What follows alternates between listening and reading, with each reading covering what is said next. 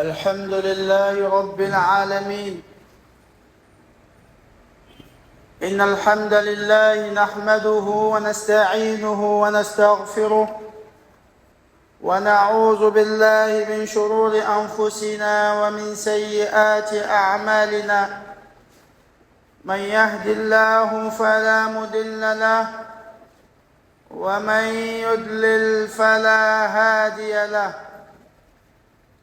وأشهد أن لا إله إلا الله وحده لا شريك له، وأشهد أن محمدًا عبده ورسوله أرسله الله بدين الحق ليظهره على دين كله، ثم الصلاة والسلام عليه وعلى آله وأصحابه ومن تبعهم بإحسان إلى يوم الدين.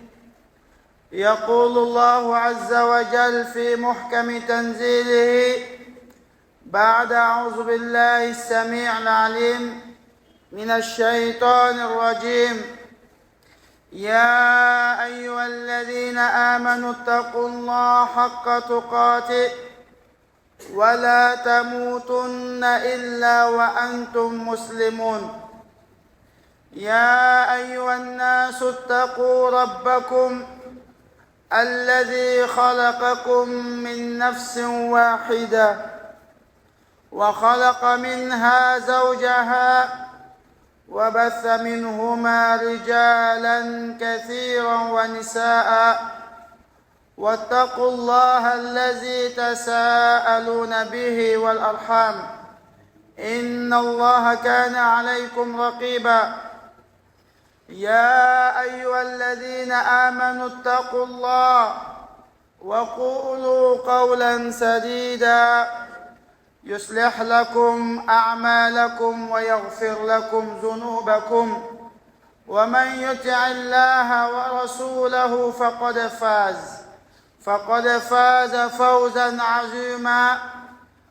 أما بعد، يا عباد الله، فإن أصدق الحديث كتاب الله، وخير الهدي هدي نبينا محمد صلى الله عليه وسلم، وشر الأمور محدثاتها، وكل محدثة بدعة، وكل بدعة ضلالة، وكل ضلالة في النار.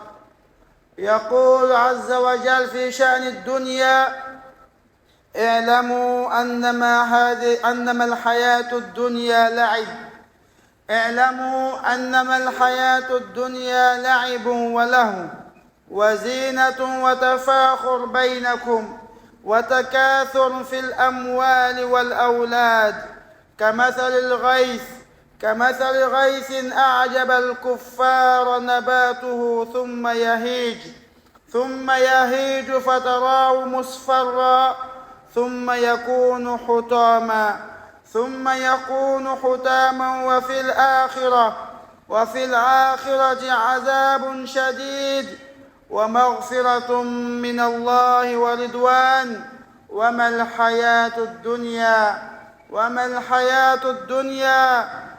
الحياة الدنيا إلا متاع الغرور. الحمد لله رب العالمين. Toutes les louanges reviennent à Allah subhanahu wa ta'ala, le digne d'être loué, d'être glorifié. Nous cherchons refuge auprès d'Allah contre le mal de nos actions et contre les insufflations du diable. Serviteur, servant d'Allah, celui qu'Allah guide, personne ne peut l'égarer. Celui qu'Allah égare, personne ne peut le guider. Nous demandons la guidée à Allah subhanahu wa ta'ala et le raffermissement dans la religion. Après cela, serviteur et servant d'Allah, la meilleure des paroles est la parole d'Allah subhanahu wa ta'ala. La plus mauvaise des choses, la chose la plus mauvaise sont les nouveautés amenées dans la religion, dans les adorations. C'est ce qu'on appelle bid'a. Et tous ces bid'as-là sont des égarements et tous ces égarements, comme nous l'a annoncé Mohammed, alayhi salam, le véridique, il dit tout égarement mène à l'enfer. Nous demandons à Allah subhanahu wa ta'ala de nous préserver des hérésies, des bid'ah, et de nous préserver du châtiment de l'enfer. Serviteurs, servants d'Allah, aujourd'hui dans nos sermons, il sera l'objet d'escompter, de vous citer un récit qui fait réfléchir les doués des raisons, un récit qui fait prendre conscience à ceux qui sont dotés d'une raison. Et ce récit-là nous résume la réalité de la vie. Ce récit nous résume la réalité de la vie.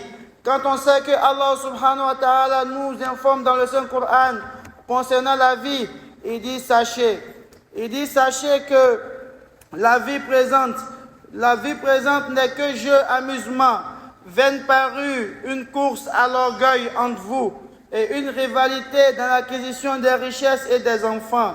Elle est en cela pareille à une pluie, la végétation qui en vient émerveille les cultivateurs, puis elle se fane et tu la vois donc jaunir. Ensuite, châtiment, ensuite elle devient débris et dans l'au-delà il y a un dur châtiment et aussi pardon et agrément d'Allah et la vie présente n'est que jouissance trompeuse. Telles sont les paroles de notre Seigneur Allah subhanahu wa ta'ala. Donc faisons preuve de piété envers Allah subhanahu wa ta'ala et donnons un sens à notre vie. Et le récit de ce jour est qu'un homme a fait un rêve. Un homme a rêvé des choses qui sont vraiment étonnantes, étranges, effrayantes. Un homme vit dans un rêve qu'un lion le pourchassait. Un homme vit dans un rêve qu'un lion le pourchassait.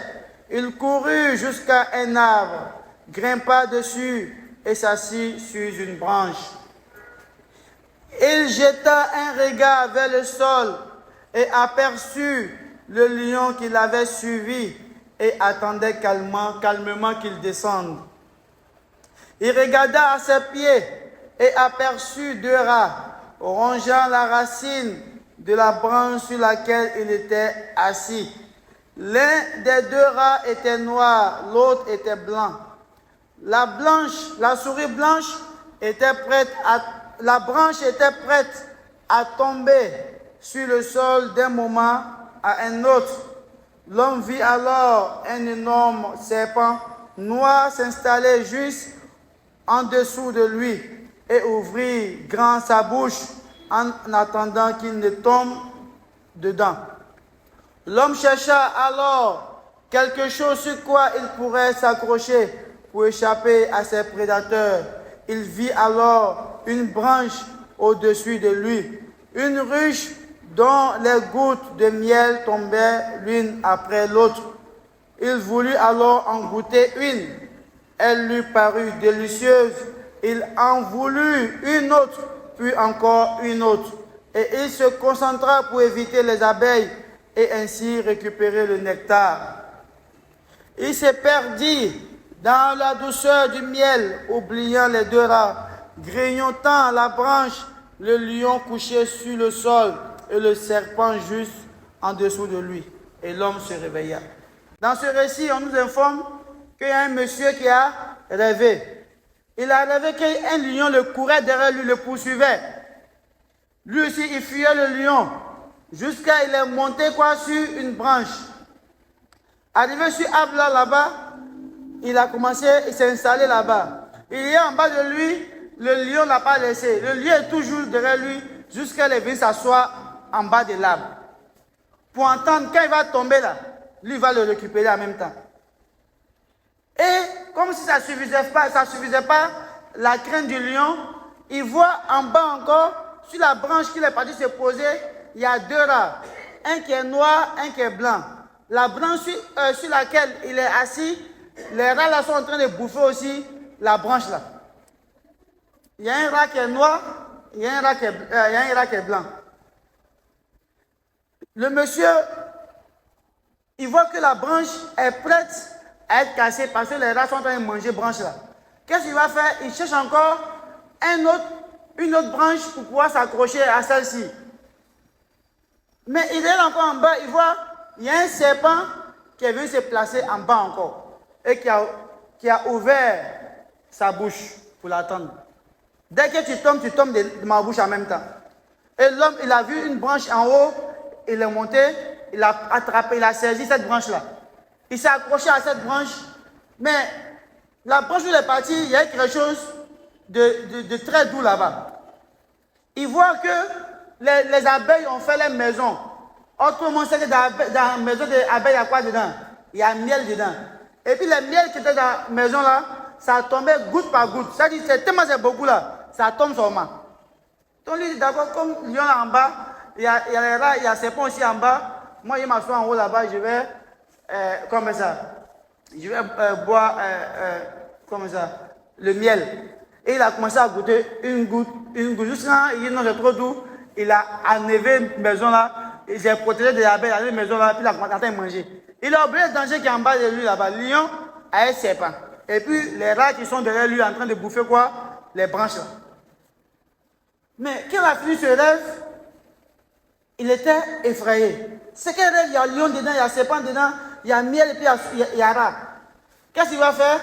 Il va chercher à savoir, est-ce que le rêve qu'il a fait là, il n'y a pas de signification dedans? Donc, très perturbé de ce rêve, il se demanda s'il avait une signification pour comprendre. Il alla voir un sage qui lui dit. Le sage, il est parti voir un monsieur pour demander explication de ce rêve. Le monsieur là était un sage. C'était quelqu'un qui connaissait la religion, qui était cultivé. Ce n'est pas un ignorant. Ce n'est pas quelqu'un qui n'a pas étudié, qui s'assoit là-bas pour dire non, lui peut expliquer le rêve. Il sait comment prendre le rêve et puis de sorte que le rêve ne contredit pas la parole d'Allah et la parole du messager. Il sait comment donner une interprétation qui ne va pas contredire la parole de Dieu et les enseignements des prophètes. Donc, le sage lui a dit, il dit, ah, le rêve que tu as fait là, moi ce que je vois dedans, c'est que le lion que tu as vu représente ta mort. Le lion qui courait derrière toi là, c'est la mort qui te poursuit comme ça, qui te poursuivait comme ça. Il dit, la mort te suivra où que tu ailles. Il faut savoir que le lion que tu as vu, c'est la mort. Donc la mort va te suivre partout où tu vas partir. Lui, il courait, il pense que le lion est parti. Mais quand il est monté sur l'arbre, il a vu que le lion est en bas de lui. Et puis il est assis, il attend. Donc la mort nous attend, nous tous. On va courir comment la mort va nous attendre. On ne peut pas fuir la mort. La mort que vous fuyez, vous allez trouver la mort devant vous. C'est la mort même qui vous fait à tout. Vous fuyez quelqu'un, mais celui qui vous fait quoi? À tout. Il ne vous fuit pas, au contraire, lui, il va vous prendre. Et ça nous fait penser à l'histoire du monsieur, du notable qui était à côté de Suleiman, alayhi salam. L'ange de la mort est venu le voir pour prendre son âme. Mais où Allah a dit, il doit prendre son âme là. Il n'était pas là-bas, il était chez Suleiman. Oh, Allah a dit, il doit mourir dans une terre lointaine là-bas, dans une terre qui est loin là-bas.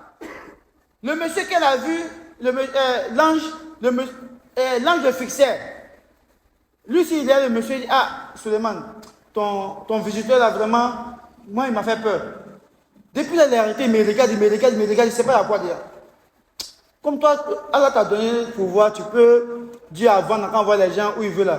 Il faut dire que le vent m'envoie loin d'ici. Il faut dire qu'on envoie loin. Pas dans ma réalité, c'est qu'il ne veut pas le bien pour moi. Donc, Suleiman a ordonné, avec la permission d'Allah au vent, de l'envoyer où il voulait. Le vent l'a envoyé où il voulait.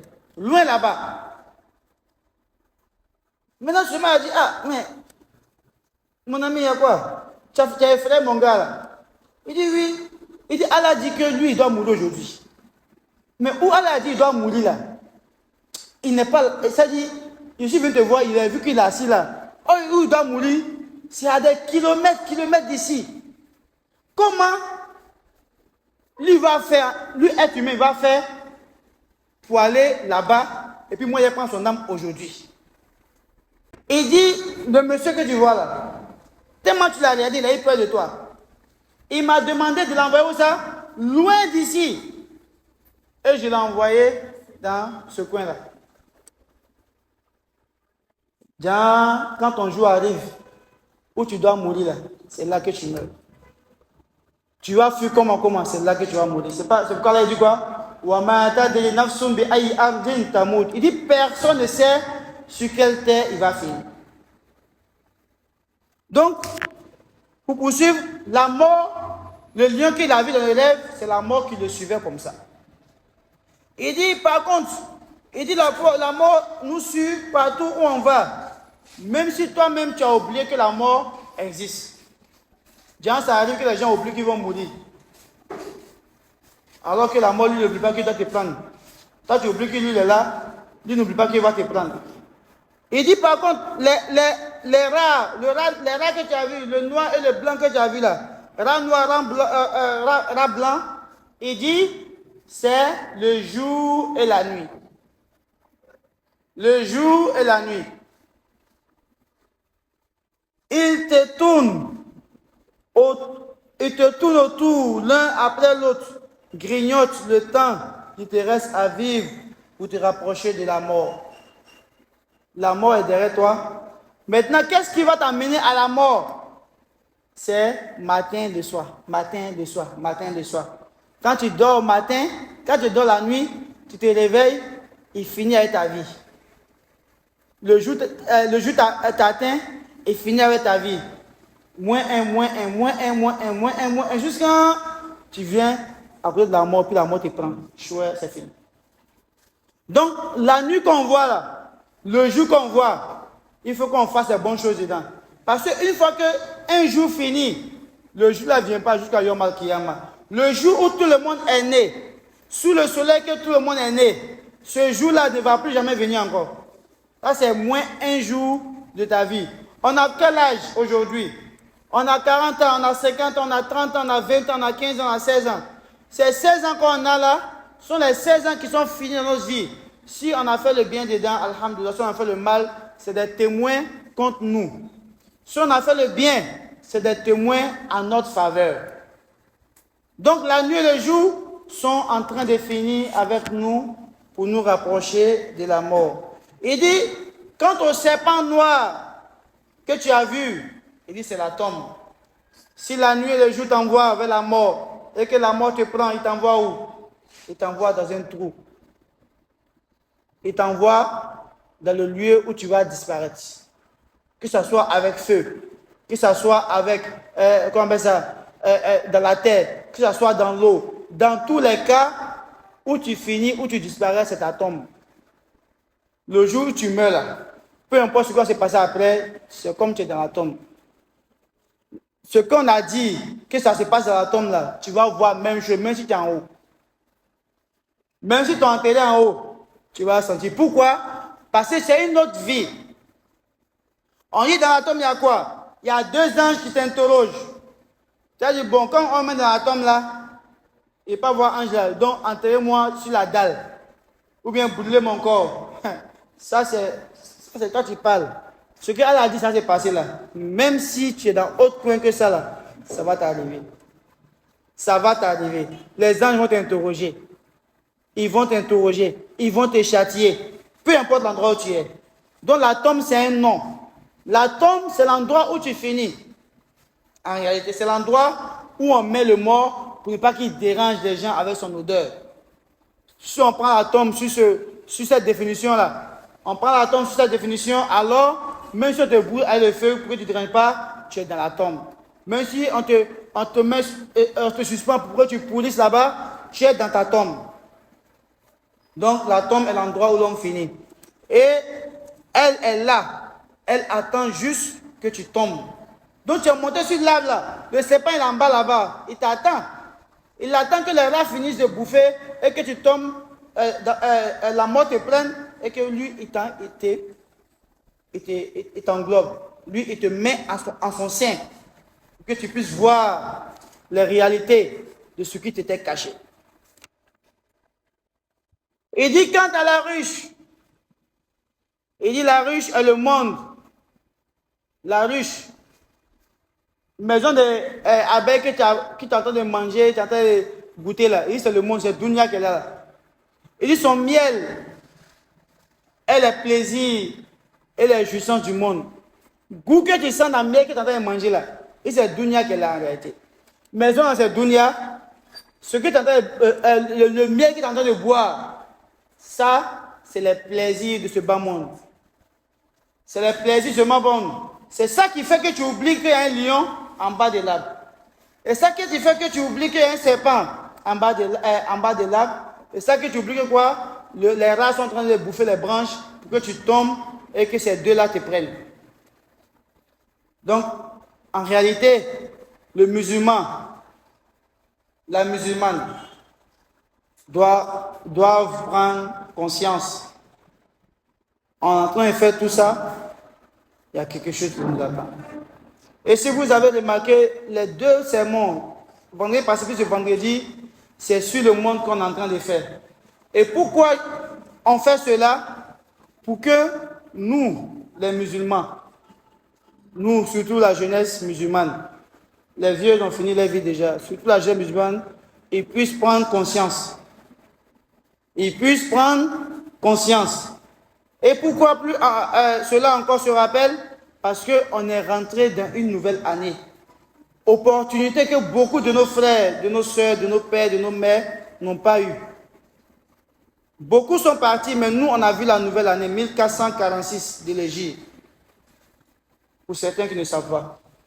Et en chaque année, on demande le bien pour nous. On se fait les bonnes années. On se fait les bons vœux. Qu'Allah nous donne longue vie. Une longue vie bénite. Quand on met la baraka de l'activité, on dit qu'Allah en la bagne, qu'Allah nous donne une bonne fin. Mais la bonne fin ne peut pas être atteinte dans l'insouciance, dans l'ignorance, dans l'amusement, dans l'orgueil, dans la course au gain, peu importe d'où ça vient. Tant que c'est l'argent, on prend. Le bonheur, la bonne fin ne peut pas s'acquérir comme dans ça. Et c'est pourquoi on fait ces rappels, pour que vous et moi, on puisse donner un sens à notre vie.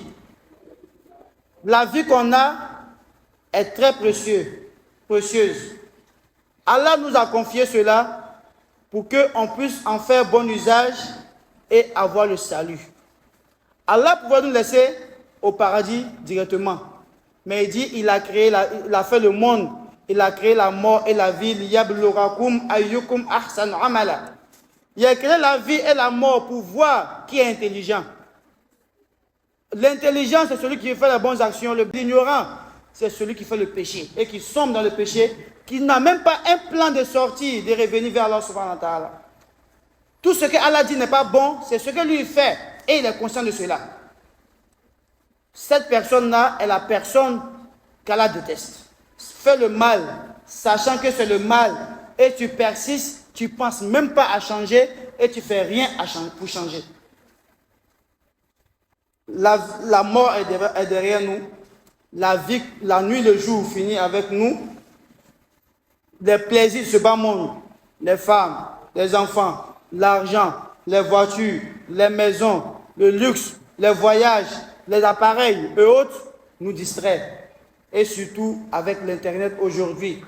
Combien de personnes passent presque la moitié de leur journée, 24 heures, il peut faire 10 heures, il est connecté.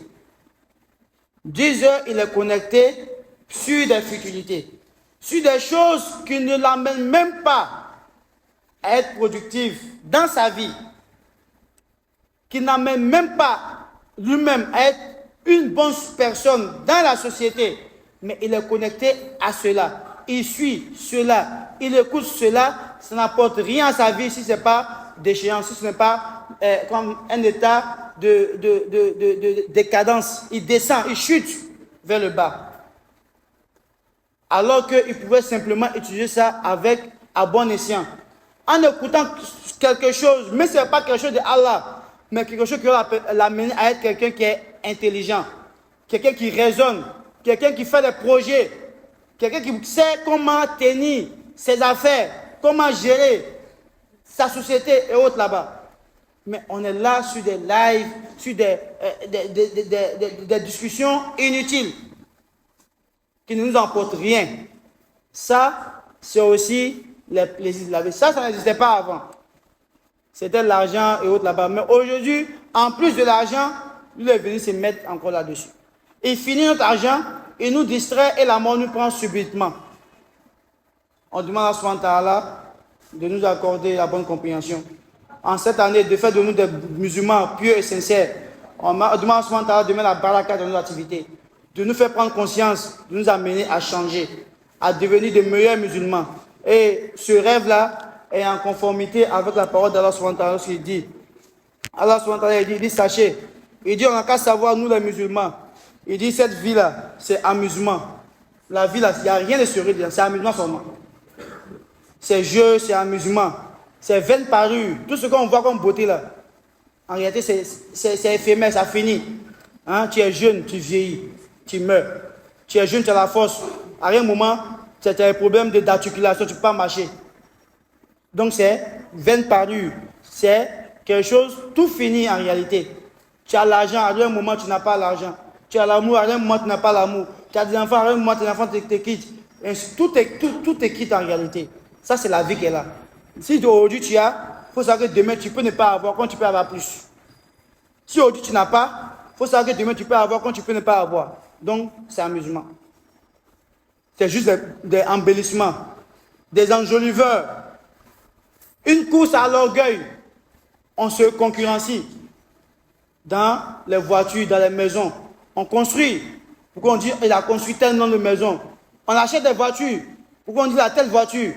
On s'habille dans des qualités d'habits, comme ça, juste pour qu'on puisse paraître, on puisse voir ce qu'on a, on puisse savoir qu'on a.